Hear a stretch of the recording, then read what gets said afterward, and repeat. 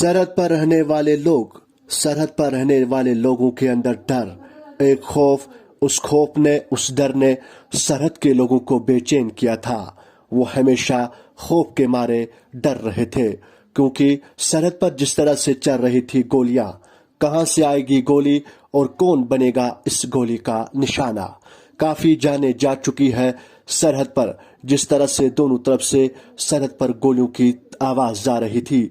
लोग डर रहे थे काम करने से, लोग डर रहे थे कि हम तरक्की करेंगे। लेकिन 3 महीने पहले दोनों अफवाजों ने एक मुआहदा किया है कि 2003 के मुआहदे को जिंदा किया जाए और जो सीज फायर है उसे दोबारा जिंदा किया जाए। लोगों की जानें बच सकेगी, सरहद पर रहने वाले लोग कुछ कर सकेंगे। लेकिन इन लोगों के पास उतना ही डर दिन में लगता था जितना कि वो रात में डरते थे। दोनों अफवाजों ने मुआहदा किया है। अब क्या जिंदगी गुजर रही है 3 महीने के बाद उन लोगों की जो सरहद पर रहते हैं, कहां से और कहां वो जा रहे हैं। क्या कुछ तरक्की की उन्होंने इन 3 महीने में, क्या कुछ उन्होंने पाया है। क्या वो उतना ही डर उनके दिलो दिमाग में आज भी है जितना कि वो 3 महीने पहले सरहद पर रहने से डर रहे थे। हमारे साथ पूरी टीम आपके साथ, और हम ले चलते हो आपको कुपवारा, जहां से हमारे मीर इशफाक पूरी तफसीलात के साथ आपको आगाह कराएंगे। आदाब, अल हिंद ग्लोबल प्रेस मीडिया में आपका खैर मकदूम है और मैं हूं आपके साथ इशफाक अहमद। नाजरीन, इस वक्त हम मौजूद हैं सरहदी इलाके टंगडार में, जहां पर अक्सर आपने गोलाबारी के वाक़ात सुनते रहते थे, जिसकी वजह से यहाँ पर जाली व माली नुकसान बहुत ज़्यादा होता था। आज से करीब 3 महीने पहले दोनों अफवाज ने सीज़ फायर वायलेशन को रोकने के लिए एक बेहतरीन कदम उठाया और 2003 का सीज़ फायर मुआहदा दोबारा ज़िंदा किया। इसी हवाले से आज हमारे साथ कुछ यहाँ मुकामी लोग मौजूद हैं, जिनसे अब जानेंगे कि कैसी सिचुएशन उसके बाद रही और कितनी उनको खुशी महसूस हुई।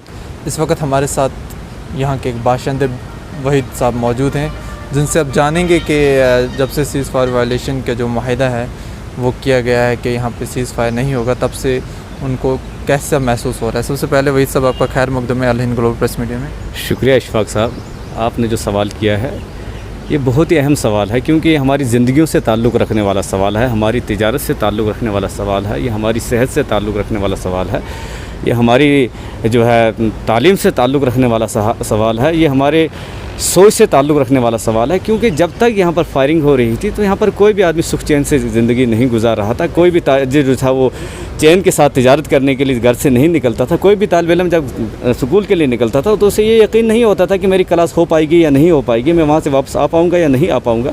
तो घर वाले जो थे वो अपने घर वालों के लिए इनसिक्योर हो यहाँ पर रहते थे। क्या पता यहाँ से अभी हमसे जुदा हुए हैं, क्या पता ये आखिरी मुलाकात है या फिर से मुलाकात हो सकती है या नहीं हो सकती है। तो कोई पता नहीं था कब कहाँ पर क्या गिरता है, कौन सा हादसा हो जाता है। यहाँ पर हर आदमी परेशान था, हर लम्हे परेशान था। लेकिन जब से ये सीज़ फायर जो हुआ है तब से अल्हम्दुलिल्लाह हम बहुत ज़्यादा यहाँ पर खुशी महसूस कर रहे हैं और हम चाहते हैं ये जो कदम उठाया गया है दोनों मुल्कों की सरकारों की तरफ से, इससे मज़ीद आगे बढ़ाया जाए और मज़ीद इसके अंदर तरक्की लाई जाए और मज़ीद इसके अंदर मिठास लाई जाए और मज़ीद कुछ ऐसे इक़दाम किए जाएँ ताकि जो हमारे दरमियान में नफ़रतें फैलाने वाले जो लोग हैं उनके लिए कोई गुंजाइश ना रहे। दोबारा से फायरिंग का कोई सिलसिला रोनमा नहीं होना चाहिए। ये मुल्क दोनों फलें फूलें, तरक्की करें, आगे बढ़ें। पूरी दुनिया के अंदर ये दोनों मुल्क जो है ये सबसे आगे जाएँ, सबसे आगे रहें, क्योंकि ये दोनों मुल्क जो थे पहले एक थे, ये बाद में 2 मुल्क बने हैं। क्योंकि पहले तो ये पूरा हिंदुस्तान था, तो बाद में जाकर पार्टीशन हुई है। तो जब पार्टीशन से पहले जब हम देखते हैं तो ये जो हिंदुस्तान था इसकी मैशत जो थी दुनिया की सबसे बड़ी मैशत थी, क्योंकि हिंदुस्तान को सोने की चिड़िया कहा जाता था। यहाँ यूरोप के लोग मजदूरी करने के लिए आया करते थे। लेकिन आज अफसोस की बात है कि पार्टीशन के बाद हमने सोने की चिड़िया को बचा नहीं सका नफ़रतों के ज़रिए से। और ये नफ़रतें हम नहीं फैला रहे, बल्कि बाहर से ये चीज़ें क्रिएट की जाती हैं कि हाँ इस मुल्क के अंदर नफ़रत फैलाई जाए ताकि ये मुल्क फिर से वो अपना वो मकाम हासिल ना कर सके, फिर से वो तरक्की ना कर सके, फिर से अमन शांति और सुकून इस मुल्क में वापस ना आ आ जाए, इस मुल्क का हर जो आदमी था वो नवाब था, इस मुल्क का हर आदमी बादशाह था।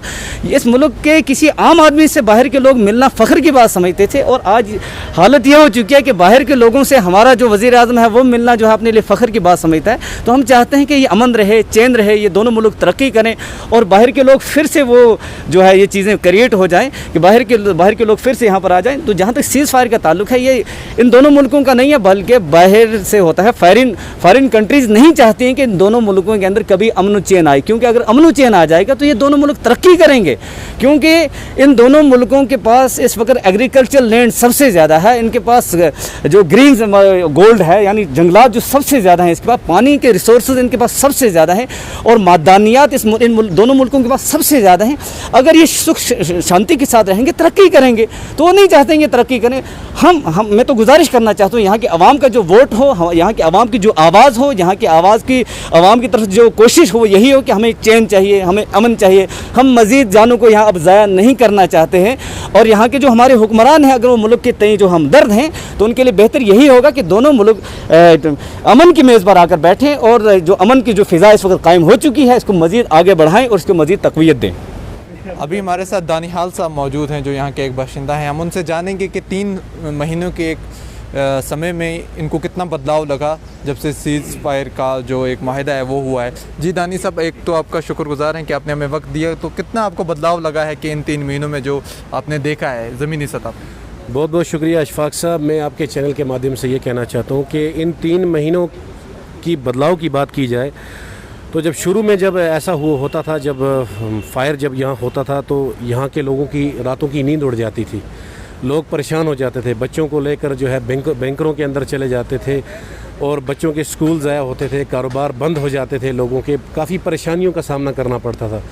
आज जब ये सीज़ फायर वायलेशन जो हुई है, तो मैं तो पहले दोनों मुल्कों को मुबारकबाद देता हूँ इस चीज़ के लिए कि हम कोई भी आवाम का कोई आदमी जो है जंग व जिदाल कोई नहीं चाहता। हम ये चाहते हैं कि दोनों मुल्क एक साथ टेबल के ऊपर बैठकर हर मसले का हल ढूंढें और आपस के में प्यार के साथ रहें। जहां आज दुनिया के मुल्क जो है चांद पर पहुंच गए हैं और बाकी जगह जो है पहुंच गए हैं, हम भी चाहते हैं कि हमारा मुल्क तरक्की करे, हमारा मुल्क आगे बढ़े और हम सब चैन और सुकून की सांस लें। और मैं मुबारकबाद देना चाहता हूं दोनों मुल्कों को कि ये जो हुआ है ये आगे तक चलता रहे, जैसा पहले था वैसा हो। दोनों मुल्क जो है तरक्की करें, अमन सुकून से साथ रहें, चैन के साथ रहें। बहुत बहुत शुक्रिया सर। आपने हमारे साथ कुछ मुकामी लोगों के ख़यालात सुने। उम्मीद करते हैं ऐसे ही आगे दोनों मुल्कों के रिश्ते और भाईचारा बेहतरीन रहेगा। आप देखते रहिए अल हिंद ग्लोबल प्रेस मीडिया। मैं था आपके साथ आपका मेज़बान इशफाक अहमद टंगडार से।